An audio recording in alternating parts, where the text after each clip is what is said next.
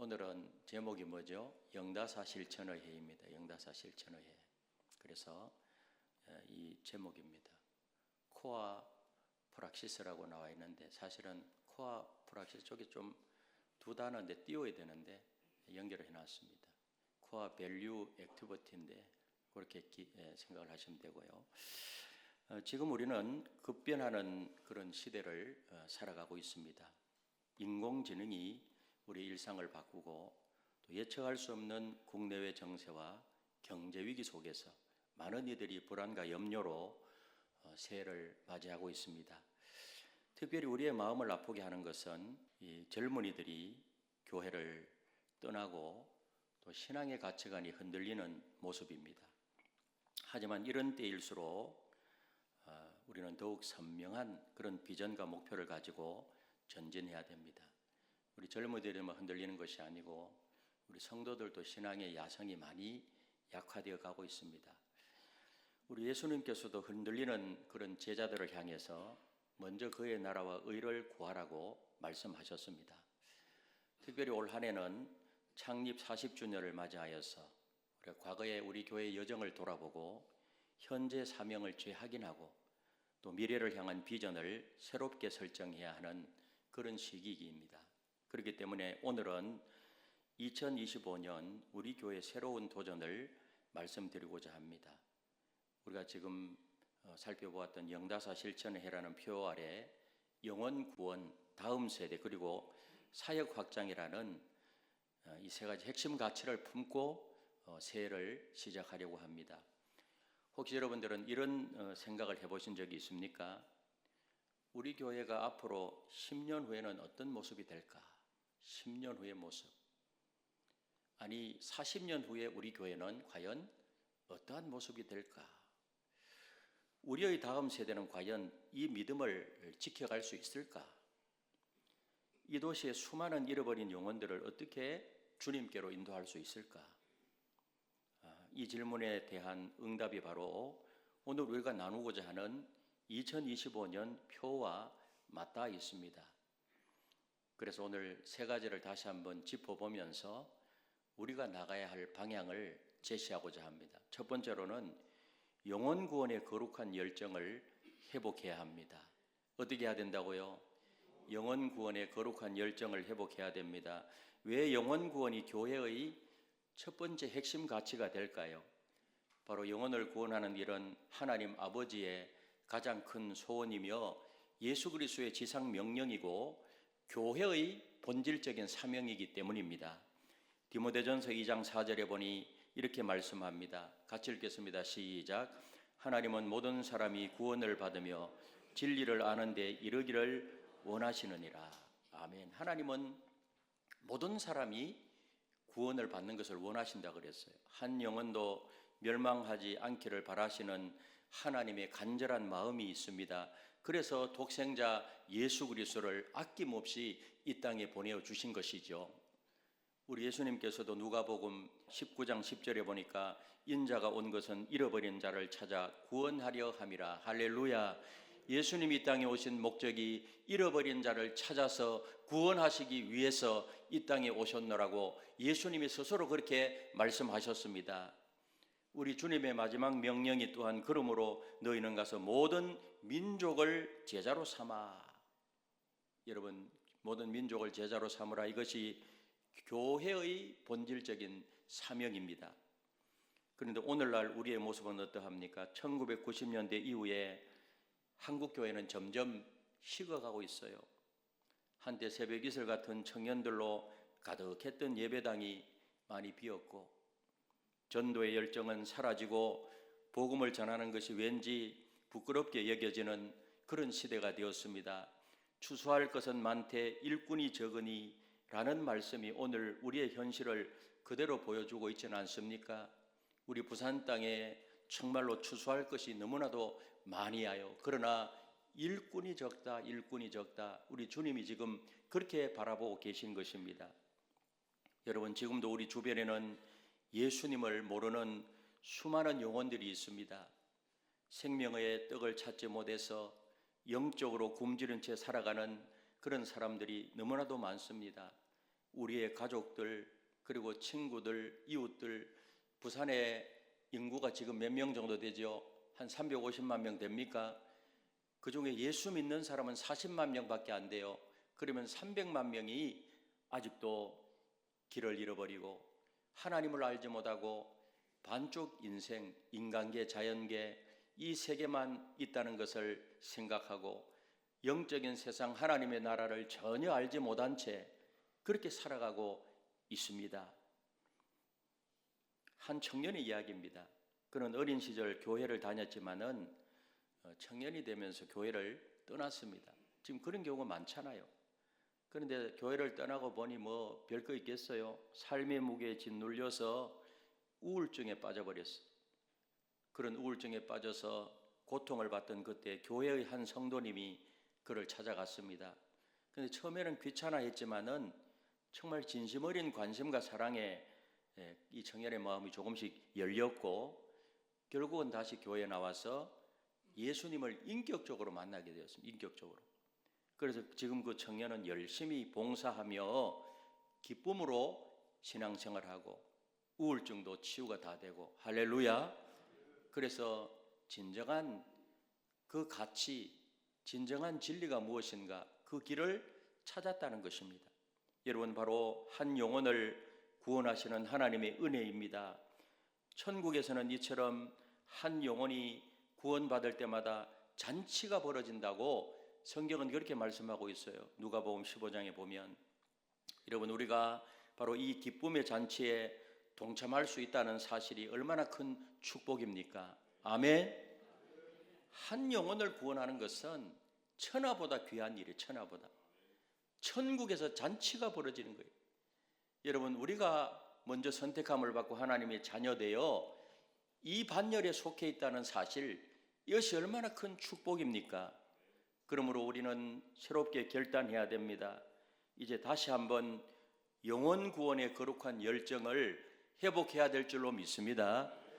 믿지 않는 사람들 보면 가슴이 아프고 저 영혼 예수 믿고 구원받아야 하는데 예수님이 해답인데 예수님을 믿어야 더 행복한 삶이 이루어지는데 그런 구령에 대한 열정이 있어야 됩니다. 이 열정이 생겨나고 이 열정이 회복되기 위해서 기도하게 되시기를 바랍니다. 구체적인 실천 방안을 말씀드리면 매일 매주 매달 우리가 매일 뭐를 해야 될까요? 구원해야 할 영혼들을 위해서 기도 시간을 갖는 것입니다. 여러분 매일 우리가 기도할 때 새벽에도 기도하고 저녁에도 기도하고 우리가 식사할 때도 기도하고 우리가 기도하잖아요. 그 기도 내용에 매일 구원해야 될 영혼을 놓고 기도하시기를 바랍니다. 아멘. 그 계속 기도하다가 보면은요 저절로 어떻게 해요? 구원받아야 할 영혼이요 옆에 이렇게 보이는 거예요. 하나님이 붙여주시는 것입니다. 그래서 기도할 때 내가 올 한 해 동안 구원해야 될 영혼들 하나님 저에게 붙여주십시오. 계속 기도해요. 그리고 매주일 한 사람에게라도 복음을 전하는 시간을 만들어요. 매주일 몇 명? 한 사람에게라도 복음을 전할 기회를 만드는 것입니다. 매일 구원받아야 할 영혼을 위해서 기도하고 매주 한 사람에게라도 복음을 전하는 그런 시간을 만들고 매달 한 영혼이라도 교회로 초청하는 것입니다. 아멘. 매일 뭐 하라고요? 구원받을 영혼을 기도하고 매주 한 사람에게라도 한 사람 이상 한 사람에게라도 복음을 전해요. 매달 어떻게 하라고요? 한 영혼이라도 교회로 초청하는 것입니다. 아멘. 어떻게 해서라도 교회 예배 시간에 참여하도록 만드는 것입니다. 그래서 매일 매주 매달 이것만 실천해도요 굉장한 하나님의 은혜가 있을 줄로 믿습니다. 그리고 영적 무장을 위해서 준비합니다. 디모데후서 4장 2절에 보니 너는 말씀을 전파하라. 때를 얻든지 못 얻든지 항상 힘쓰라. 항상 힘쓰라. 항상 복음 전도에 힘쓰라 그랬잖아요. 주님께서. 그래서 복음 전도를 위한 그런 체계적인 말씀 훈련에 참여하고요. 전도 훈련과 실전 경험을 쌓고 그래서 내가 훈련받고 또 내가 어떻게 복음을 전할까 간단한 복음 전하는 방법도 내가 숙지를 하고, 그리고 제일 중요한 것은 내가 전도해 보는 거예요. 복음을 전해 보는 거예요. 복음을 전해 보는 것이 중요해요. 아멘. 그럼 복음을 전하면 거기에 성령 하나님이 역사하시고요, 내 영혼이 풍성하게 될 줄로 믿습니다. 그리고 사랑의 관계를 잘 맺어야 돼요. 사랑의 관계를. 데살로니가전서 2장 8절에 보니 이렇게 말씀합니다. 같이 읽겠습니다. 시작. 우리가 이같이 너희를 사모하여 하나님의 복음뿐만 아니라 우리의 목숨까지도 너희에게 주기를 기뻐하면, 여러분, 목숨까지도 너희에게 주기를 기뻐하면, 전도 대상자들과 진정성 있는 관계를 맺어요. 관계. 그리고 우리 사람을 만날 때 올 한 해 동안은 많이 만나세요. 근데 만나는 목적이 뭐죠? 복음 전하기 위해서. 그 관계를 잘 이렇게 맺어 나가는 거예요. 2025년 우리 교회가 영혼 구원의 거룩한 열정을 회복하여서 잃어버린 한 영혼을 찾으시는 주님의 마음으로 충만한 교회가 되기를 소망합니다. 아멘. 그래서 오늘 마태복음 6장 33절에 너희는 먼저 그의 나라와 그의 의를 구하라. 그리하면 이 모든 것을 너희에게 더하시리라. 여러분, 영혼 구원이야말로 하나님의 나라와 그의 의를 구하는 가장 실제적인 실천이라는 사실을 기억하고 믿으시기를 바랍니다. 우리 모두 이 거룩한 사명의 귀한 도구로 쓰임받게 되시기를 예수님의 이름으로 축복합니다. 우리 교회 핵심가치 첫 번째가 영혼 구원입니다. 영혼 구원. 매일, 매주, 매달 이것만 실천하면 올 한 해 동안 놀라운 하나님의 역사를 경험하게 될 줄로 믿습니다. 두 번째로는요, 두 번째 핵심 가치는 다음 세대를 세워야 합니다. 오늘 우리는 가슴 아픈 현실 속에 서 있어요. 한때 찬양과 기도 소리로 가득했던 교회 학교, 예배실이 점점 조용해지고 있어요. 우리의 다음 세대들이 하나둘 교회를 떠나고 있고, 우리 한국교회 다음 세대가 지금 반토막이 났거든요. 그래서 교회 오면 막 시끄러워야 돼요. 뭘로 시끄러워야 돼요? 다음 세대로 인해서 시끄러워야 돼요. 항상 주일날 내려올 때 다음 세대 모임에 이렇게 보고 내려오는데 우리 유초등부가 많이 시끄러워졌어요. 많이 시끄러워졌어요. 더 많이 시끄러워져야 될 줄로 믿습니다. 영유치부가 더 많이 시끄러워지고 중고등부가 시끄러워지고, 아멘. 막 청년들의 찬양 소리가 들리고, 아멘. 그러면 건강한 교회가 되는 것입니다. 여러분, 교회가 점점 떠나는 것은 여러 가지 사회적인 그런 상황도 있죠. 그러나 잠언 22장 6절에 보니 이렇게 말씀합니다. 우리 같이 한번 읽어보겠습니다. 시작. 마땅히 행할 길을 아이에게 가르치라. 그리하면 늙어도 그것을 떠나지 아니하리라. 아이 때 우리가 하나님의 말씀 믿음으로 가르치는 것이 얼마나 중요한가. 저는 최근에 통계를 보면서 참 너무나도 가슴이 아팠어. 20대 청년들의 거의 80% 이상이 무종교라고 합니다. 무종교. 주일학교 학생 수는 10년 전과 비교해서 절반 이하로 감소했대요. 더욱 안타까운 것은 믿음의 가정에서 자란 우리의 자녀들조차 청년이 되면 교회를 떠나고 있다는 현실입니다. 얼마나 가슴 아픈 일입니까? 우리 다음 세대를 세우지 않으면 한국 교회의 희망이 사라지고 소망이 없어요. 그래서 우리 교회의 핵심 가치로 이 다음 세대를 생각하면서 우리가 함께 기도하고, 아멘, 함께 염려하고 함께 고민하게 된 것이 참 우리가 방향을 설정을 제대로 한 것입니다. 아멘. 여러분, 이스라엘 민족의 이야기를 아십니까? 그들은 지금도 5살이 되면 토라를 배웁니다. 토라. 몇 살? 5살. 토라. 신명기 6장 4절에 보니까 이스라엘아 들으라. 우리 하나님 여호와는 오직 유일한 여호와시니 하면서 이 셰마의 말씀, 토라, 율법을 가르쳐요. 그래서 말씀을 어린 자녀들에게 마음에 새기고 또 새기게 해요. 마음에. 암송교육. 그래서 성인식이 될 때까지 거의 모세오경을 거의 외우다시피 한다는 거야. 5살부터 가르쳐서. 또 막 토론에 토론. 아버지하고 주로 해요. 그럼 이스라엘 아이들이요, 토론에 굉장히 익숙해져 가지고 세계적인 변호사들이요, 유대인들이거든요. 그리고 13살이 되면 바르 미츠바라고 해서 성인식을 치릅니다. 성인식을 치르는데 참 그 가족이 한 3세대가 나와가지고 눈물을 흘리면서 이제 성인식을 치루어요. 성인식을 하기 전까지는 저 아이의 신앙 책임을 누가 져야 되는가 하면 부모가 져야 돼. 부모가 몇 살까지? 13살까지.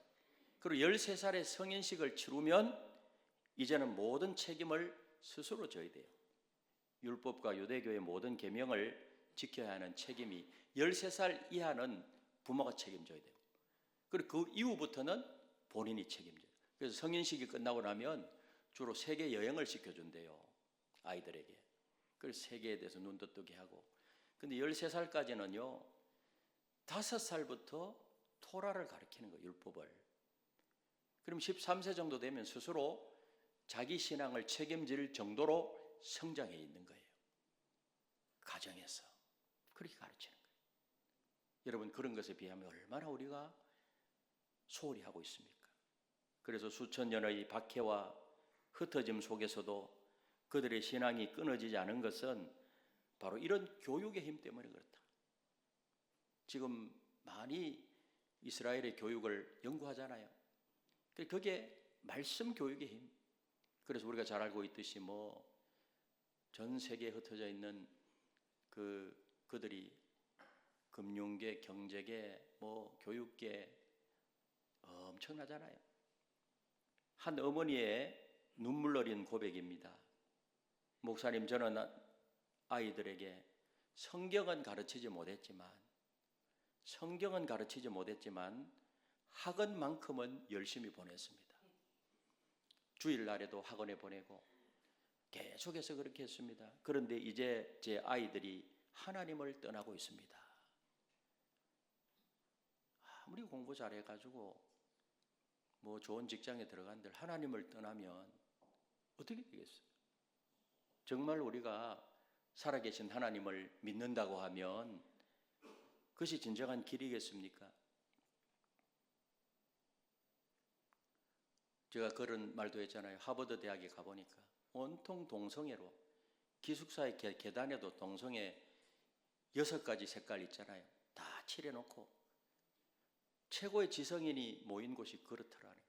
다 그걸 인정하는 것은 아니지만 지금 세계에, 그런데 특별히 미국이나 프랑스나 이런 데는 그런 좋은 학교에서 동성애 반대 한마디 하면은 학교에서 왕따가 되어버려요. 예. 최고의 지성이 우리의 길이 될 수 있나요? 없다는 것이죠. 주 예수 그리스도만이 참된 길이요 진리요 생명이심을 믿으시기를 바랍니다.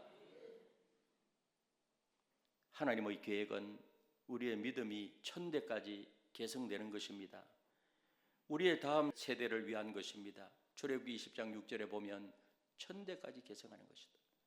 하나님께서 아브라함과 이삭과 야곱과 요셉, 모세, 다윗, 솔로몬, 예수, 바울, 우리에게 이르기까지 각 사람들을 세우신 의도는 믿음이 지속적으로 다음 세대를 향하여서 계승되도록 하기 위하기 때문임을 믿으시기를 바랍니다.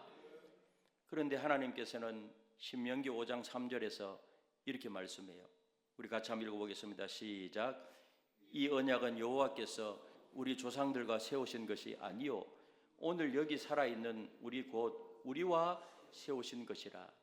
여러분, 신앙이라는 것은 유산처럼 물려주는 것이 아니고요, 각 세대가 하나님을 인격적으로 만나고 경험하는 것입니다. 그래서 우리의 신앙을 유산을 물려주되 다음 세대가요 예수님을 인격적으로 만나게 해야 돼요. 예수님을 영접하도록 해야 돼요. 믿습니까?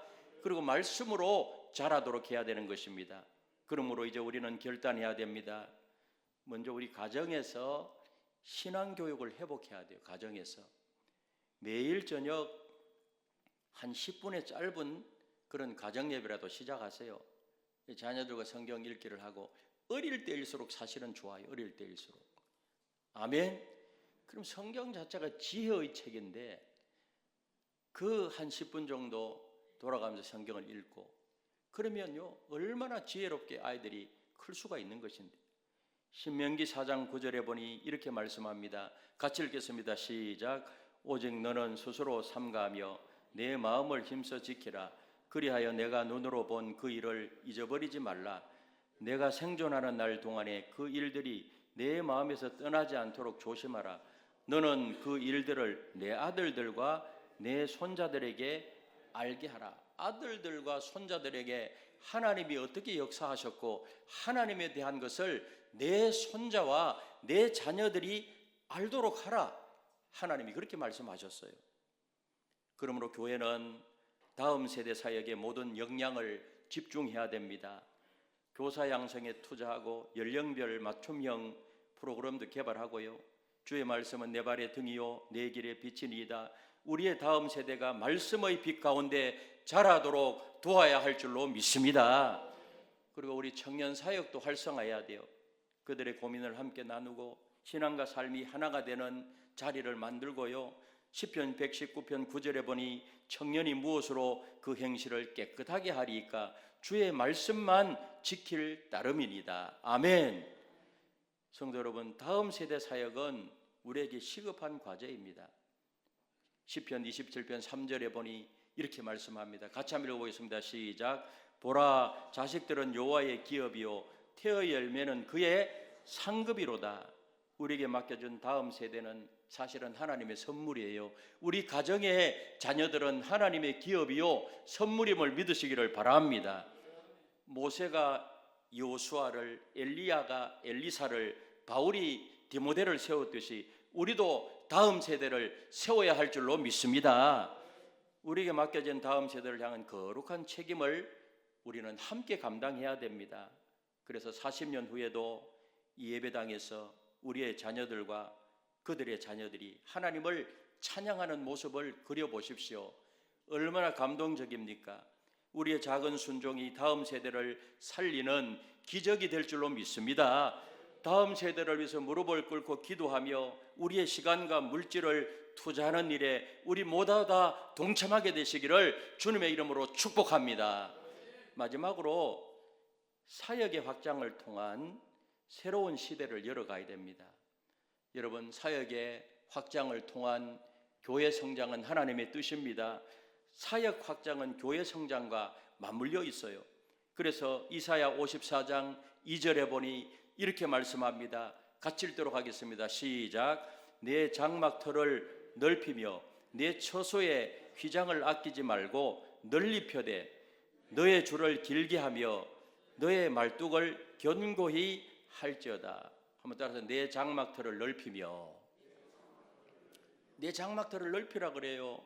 여러분, 하나님은 지금 우리가 서 있는 이 자리에서 더 깊이 뿌리 내리고 동시에 더 넓은 지경으로 뻗어나가기를 소망하신다는 사실을 믿으시기를 바랍니다. 그래서 우리 교회 현재의 사역을 보면 셀 모임을 통한 양육, 새가족 정착 사역, 주일학교와 청년부 사역이 그래도 참 활발히 이루어지고 있어요. 이 귀한 사역들을 더욱 견고히 하면서 동시에 새로운 시대가 요구하는 그런 사역으로 확장해 나가야 될 줄로 믿습니다. 그래서 사역이라는 것은요, 생명력 있는 사역은 계속해서 강화시키는 거예요. 강화, 기존 사역을. 그리고 새로운 시대에 부응해서 새로운 사역이 필요하다면 그런 사역을 활발히 넓혀가야 돼요. 2025 목회 트렌드라는 책이 나왔어요. 그 책에 보면 참 여러 가지 10가지 이상 그 여러 가지 많은 사역을 이야기하는데 유반젤리즘이라고 첫 번째로 에반젤리즘하고 유튜브하고 합친 그 신조어예요. 그 뭔가 하면은 지금은 유튜브를 통해서 그 설교를 듣고 또 유튜브를 통해서 복음이 전달되고 이런 것이 너무 많다는 거예요. 그럼 교회는 어떻게 해야 되느냐? 그런 사역을 해야 돼요. 그래서 오늘부터 우리 교회도 그 쇼트라고 하죠. 짧은 제 설교 중에 지금은 다 안 들어요. 한 30초 되는 설교를 편집해서 이제 막 올릴 거예요.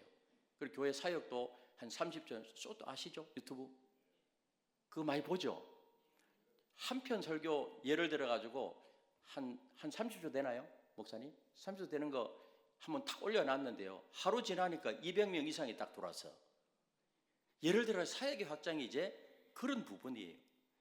그리고 생명력이 없는 사역은 이렇게 가지치기를 해야 돼요. 요한복음 15장 2절에 보니 이런 말씀을 합니다. 같이 한번 읽어보겠습니다. 시작. 물은 내게 붙어 있어 열매를 맺지 아니하는 가지는 아버지께서 그것을 제거해 버리시고 무릇 열매를 맺는 가지는 더 열매를 맺게 하려 하여 그것을 깨끗하게 하시느니라. 이 말씀처럼 교회의 사역도 때로는 가지치기가 필요해요. 생명력 있는 사역은 계속 강화해야 돼요. 모교의 어떤 목사님 이런 고백을 하더라고요. 우리가 그동안 너무 많은 프로그램만 쫓아왔던 것 같습니다. 정작 중요한 것은 한 영혼의 변화인데 말입니다. 굉장히 도전을 줘요. 핵심 사역은 더욱 강화하고 시대적 필요에 부응하는 새로운 사역은 계속해서 적용해 나가야 된다. 오늘 우리 교회가 나갈 방향이에요. 여러분, 하나님은 은혜로 우리 교회가 40주년을 맞게 했습니다. 이제 지난 40년의 은혜를 발판으로 새로운 40년을 향해서 나가야 합니다. 특별히 올해는 교회 사역이 더욱 풍성해지는 그런 한 해가 될 것입니다. 아까 그거를 지금 띄워야 돼, 지금. 그래서 도표 있죠? 우리 40년 우리 은혜인데요. 영혼 구원과 다음 세대와 또 사역의 확장인데요. 그래서 이런 사역들을 하면서 이제 앞으로 나가려고 합니다. 전교인 단합대회 둘레길 등반 이런 것도 있고요. 카페도 개방하고 또 4040 전시회 뭐 사진 그림 필사성경 뭐 이런 거 필사성경 제작 전 교인이 참여 필사성경 제작도 하고 여러 가지 많은 그런 그 프로그램이 재미있게 힘들지 않게 함께 은혜 받는 이런 프로그램이 이제 새로운 사역이 이루어지게 될 것입니다. 아멘. 세대별 맞춤 그런 프로그램도 있고요. 사랑하는 성도 여러분, 스가랴서 4장 6절에 보면 이런 말씀을 합니다. 오늘 본문 말씀이에요. 우리 같이 한번 읽어보겠습니다. 시작. 만군의 여호와께서 말씀하시되 이는 힘으로 되지 아니하며 능력으로 되지 아니하고 오직 나의 영으로 되느니라. 아멘. 이 말씀처럼 우리가 시작하는 모든 도전은 오직 성령님의 능력으로 이루어지게 될 줄로 믿습니다. 우리는 2025년 이제 핵심 가치를 나누었습니다. 영혼 구원의 열정을 회복하고 또 다음 세대를 세우고 사역의 지경을 넓혀가는 것입니다. 이 모든 일이 우리의 힘과 능력으로는 불가능합니다. 그러나 우리와 함께 하시는 성령의 능력으로는 가능할 줄로 믿습니다. 성령 하나님이 역사하시기 때문입니다. 이제 우리는 이렇게 나가려고 합니다. 영혼 구원을 위해서 한 영혼을 천하보다 귀하게 여기고 잃어버린 영혼을 찾아서 나서는 교회가 되어야 될 줄로 믿습니다. 다음 세대를 위하여 믿음의 유산을 물려주며 새로운 시대를 준비하는 교회로 나가야 됩니다. 사역의 확장을 위해서 40주년을 맞아 시작되는 새로운 사역을 통해서 더 넓은 하나님 나라를 세워가는 교회가 될 것입니다. 할렐루야. 40주년 기념 사업을 위해서 또 위원회도 조직되어 있어요. 이는 힘으로 되지 아니하며 능력으로 되지 아니하고 오직 나의 영으로 되느니라. 이 약속의 말씀을 붙잡고 2025년을 향해 담대히 달려나갑시다. 아멘. 그럼 우리 교회를 통해서 하나님의 능력이 온전히 드러나게 될 것이고 이 여정에 동참하게 되면 우리 자신도 행복하게 될 것이고 아멘. 더 복되고 행복한 우리 2025년 신앙생활, 교회 생활이 되시기를 예수님의 이름으로 축원합니다.